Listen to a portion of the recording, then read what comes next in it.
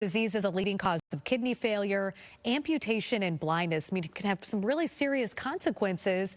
16th Ward Alderwoman Stephanie Coleman urging everyone to know the symptoms. She joins me in studio along with Tara Campbell with Howard Brown Health Center. Thank you, ladies, so much for coming in. We really appreciate it. Good morning to you.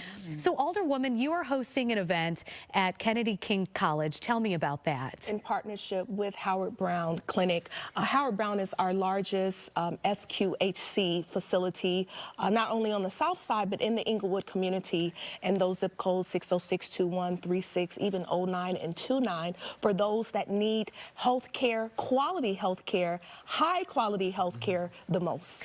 Tara, tell me a little bit about who is most at risk for type 2 diabetes.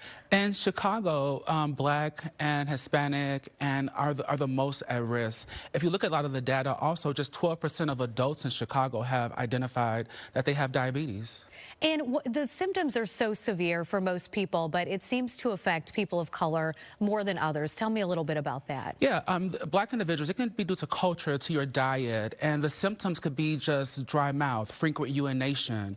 You know, look at the food deserts in a lot of the Black communities. That's something that impacts our health and the outcomes, and why the Black community is disproportionately impacted by diabetes. Sure. And Alderwoman, why is it so important for you to host this event and for people to come out and learn more about the disease? You know, my family, I've been affected by diabetes. So in our culture, growing up, we know it as sugar. And I have my first cousin, I remember the stages of his leg being amputated and then him losing his life before at the age of only 53 years old. This is in the late 90s. So as a child, I remember hearing about sugar or sugar, whichever one, that's what we knew it as. And now the diabetes, and this is our third year partnering with Howard Brown. We started off at the clinic and we have grown to hundreds at Kennedy King College. So I'm very grateful that we have partnership. That's when government and organizations, community-based organizations, and one of the best nonprofits come together. My grandmother had diabetes as well, and you know, I remember the insulin shots, but beyond that, we didn't really talk about it. And it is preventable in many cases, right, Tara? Yes, and that's why education and outreach is so important. Events like this that we're having, this is our third year. Okay. We're also at this. The event is Thursday, 11 a.m. to 3 p.m. at Kennedy King College. At this event, we are giving free A1C and blood pressure screening. That means that you can find out before you go home if you actually have diabetes or you are pre-diabetic.